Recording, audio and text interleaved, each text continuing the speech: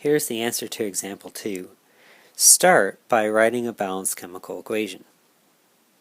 We're going to react sulfuric acid and sodium hydroxide together. This is a double displacement neutralization reaction.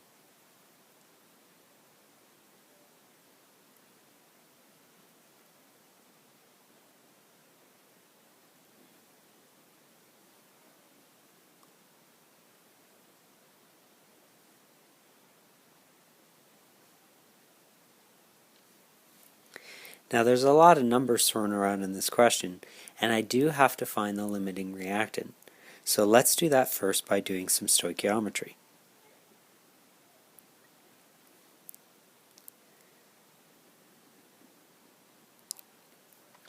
In order to find the limiting reactant, you have to compare the amount of both chemicals in the same unit and the same chemical.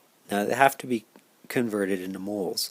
So you do that by taking the concentration and you times it by the volume in liters for each chemical.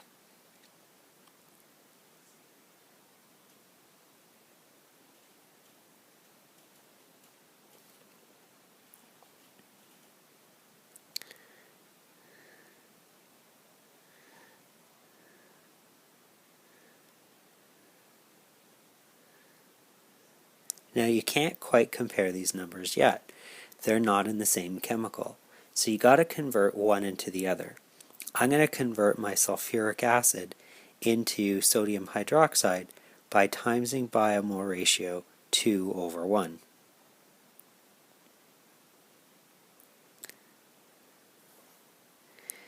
Now because that gave me a smaller number, my sulfuric acid is my limiting reactant. So I will use its moles to divide my energy change in my system by. Let's calculate that now by using the QW equation.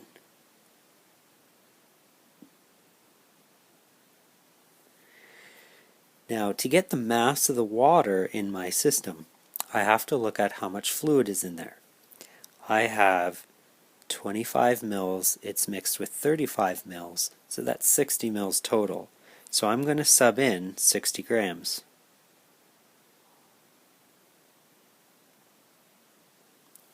And I have a temperature change of 7.1. Because the temperature increased, this gives me a positive temperature change value.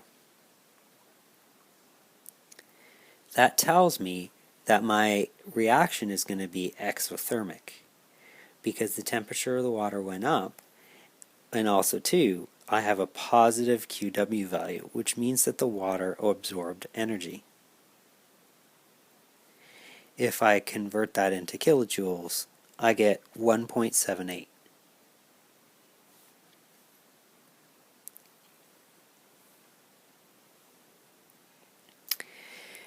Now, in order to find the energy change of the system, you use first law of thermodynamics, law of conservation of energy.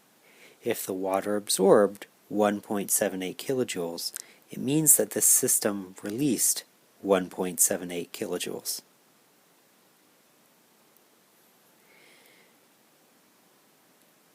To calculate my delta H, I take the energy change of my system and divide it by the moles of my limiting reactant.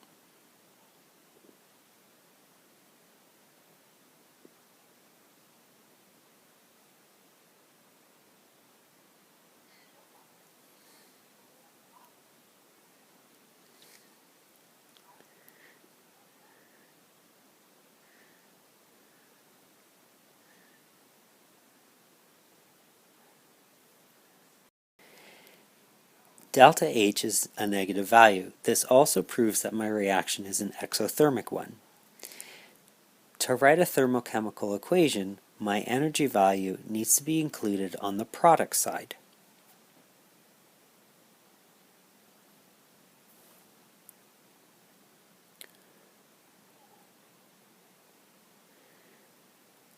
Just to double check, look at the coefficient in front of your limiting reactant.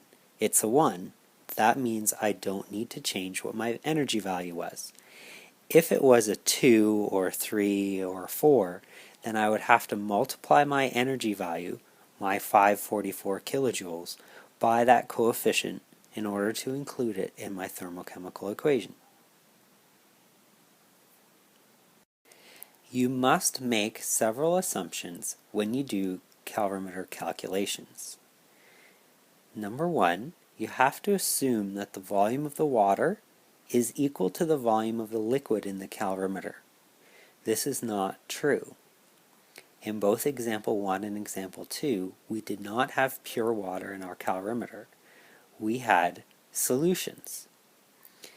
We assume that the liquid in the cup is pure water to make the calculations possible. It is very, very difficult to get the correct specific heat capacity of a mixture of chemicals that are undergoing a reaction.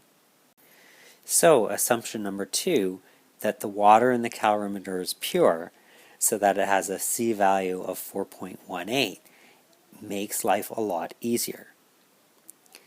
Now, the error for assumption 1 and assumption 2 is minimized by using only dilute solutions. We only use 1 mole per liter solutions max. Now, the more dilute your solution is, the less the error assumption 1 or 2 will create. Now, even though we know there's error in our calculations, it can be very, very small, which makes it reasonable, and it might be so small we don't notice it because of SIGDIG rules. Assumption number 3. We assume that the water is the only thing that exchanges energy with the system. Sometimes this is not true, depending on how good your calorimeter is. And that leads us to assumption number 4, that no energy is lost from your calorimeter, that it's a perfectly insulated system. Now, error from assumptions 3 and 4 can be minimized by the materials that you use to make your cup calorimeter and the design. A lot of people think when they first see a cup calorimeter, this is not going to work, it's not going to give me a great answer. You'd be surprised. A well-constructed cup calorimeter can give you very accurate results for a very, very cheap price. However, you can only use coffee cup calorimeters in certain situations. There are limitations. You can only do reactions in them that occur in water. So if you're trying to burn something, it doesn't really work.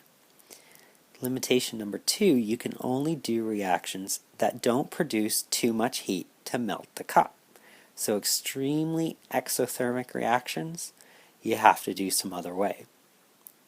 And we can only do reactions with chemicals that don't react with the cup.